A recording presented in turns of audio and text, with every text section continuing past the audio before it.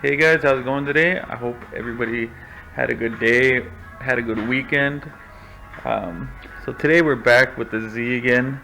Um, going, gonna be going over the spots where the oil pan is still touching, and another thing.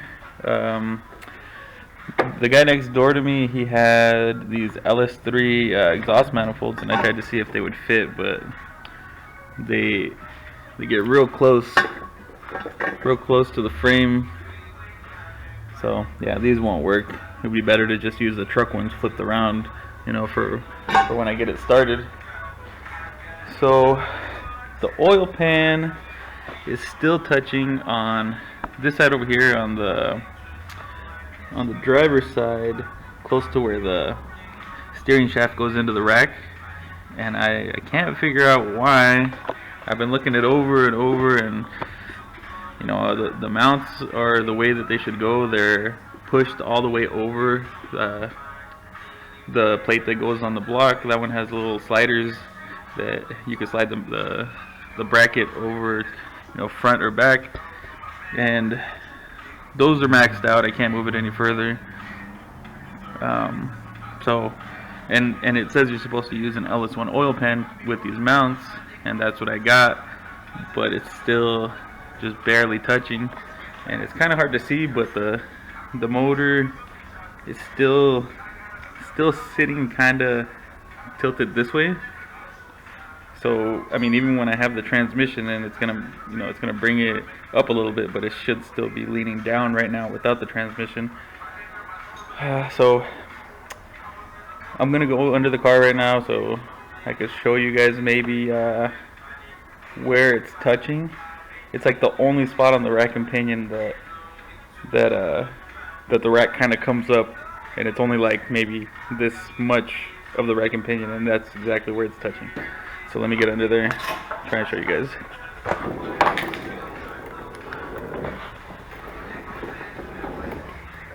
So let's see. So you guys, it's kind of hard to see, but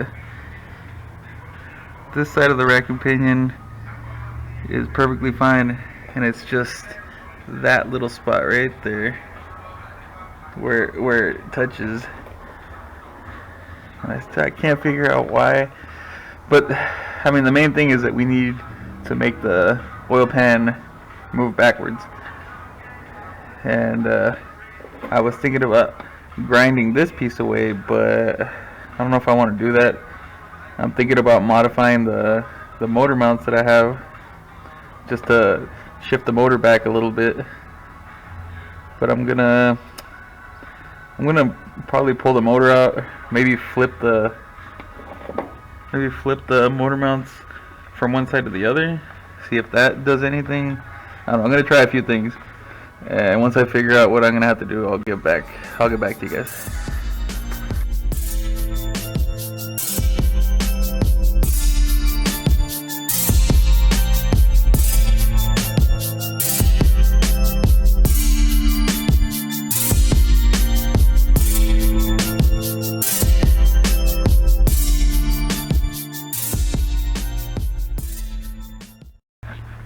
Alright, so where I'm at right now is these guys right here.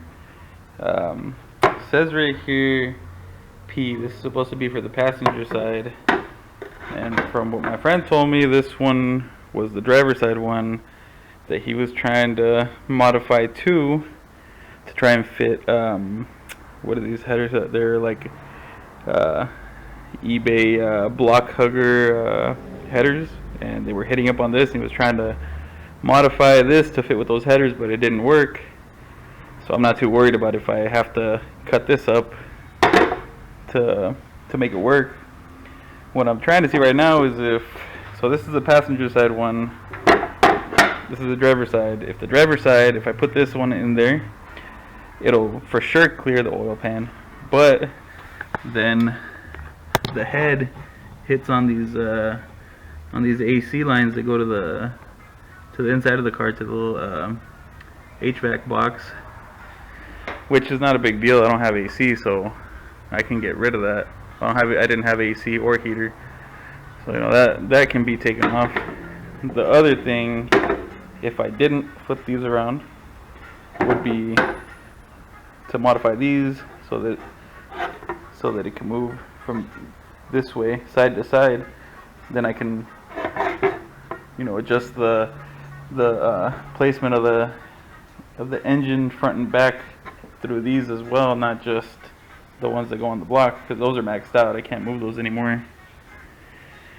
So yeah, that's where I'm at right now. I'm a little stuck, but kind of think I'm just gonna take those lines out of the AC for the heater and the AC. I think I'm gonna end up just taking those out anyways, because this car hasn't had AC or a heater since I got it, and it's been a few years now. So I'm gonna try to flip these around and see if I can get them to fit. Maybe take those lines off first and then do this. We'll see right now. I'm gonna loosen these up again and make sure that they're maxed out. Make sure I didn't mess something up there, that I didn't max them all the way out, but it looks like they're maxed out. So I'm gonna check that first.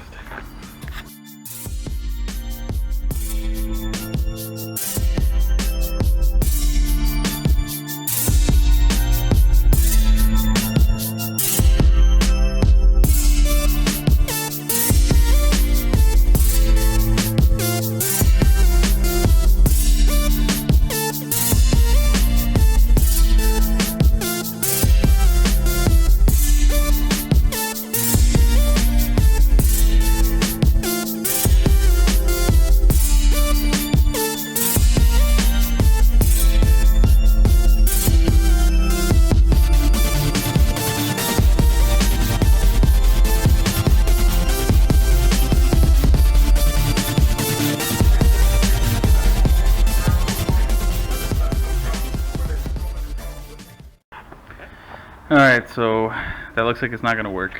I flipped the mounts around and it gets way too close to the firewall, and this mount right here, I can't get it to line up, so I'm pretty sure this has to be the other way. So we're probably gonna have to notch this out, open up this hole a little bit so I can slide it forward and backward, just like how this one is. Oh yeah, I got these lines cut off too, but it hits where it gets really close is to this edge right here, right where the speedo cable's at. Oh well, thought that would work, but I guess we're gonna have to flip them back and modify the mounts. Alright, so that's what we'll get to next. Alright, so the original plan was to modify these mounts, but I ended up deciding on not doing this, and I already started modifying the subframe. I already drilled a few holes there where I'm gonna open it up just to be able to move it back a little bit. At first I was a little worried about modifying the subframe, but you know, if I messed up on doing this, I could just go get another one.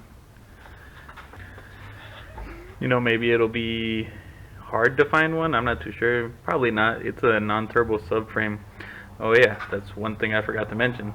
For these motor mounts, for these dirty dingo motor mounts, you have to use the non-turbo subframe. I had the turbo subframe, and the turbo subframe puts this piece of the frame flipped around. So normally the turbo would sit right here and the motor mount has to come over here, and that would make these not work with those mounts. But yeah, if anybody's trying to do this swap too, yeah, with those mounts you need to use the non-turbo subframe. But now I'll get to opening up these holes so we can try to fit the motor in again.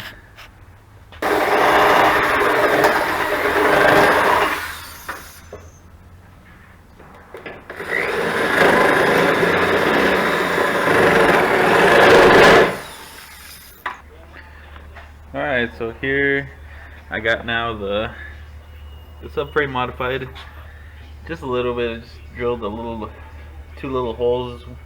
Well, they became big holes with these two slots so that I could slide this mount front and back. What I needed it to do was to slide back. So I needed to do this movement.